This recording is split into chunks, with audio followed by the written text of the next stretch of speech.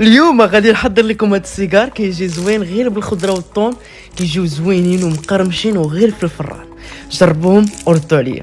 غادي ندير مقيله، غادي ندير فيها شويه ديال الزيت، غادي ندير بصيله وحده مشلده يعني بصيله صغيره، غادي ندير في هنايا شويه ليشو هكا مقطع رقيق رقيق، كندير هنايا شويه البزار، غنضيف خيزو هكا تيطيح لي البصله ومكوره عاده، كنضيف الخيزو ومن بعد كنضيف شويه ديال الزيتون. غتقولي ما درتيش الملحه لان زيتون مالح، انا درت شويه ديال السودانيه وشويه ديال التحميره هكا الحار، الا ما كانت السودانيه ديروا شويه الهريسه.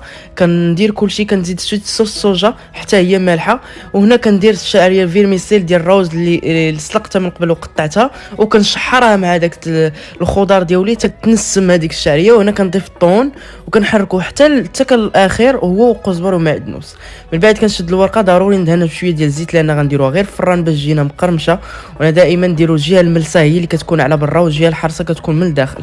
كندير الحشوه منين بردات، كندير هكا شويه من الجناب، كنسد عليهم بحال هكا صافي، كندلوي وكنزير صافي. ومن بعد كندير الخليط ديالي كما قلت لكم الدقيق مع الماء باش كنسدو هاد البارتيه صافي.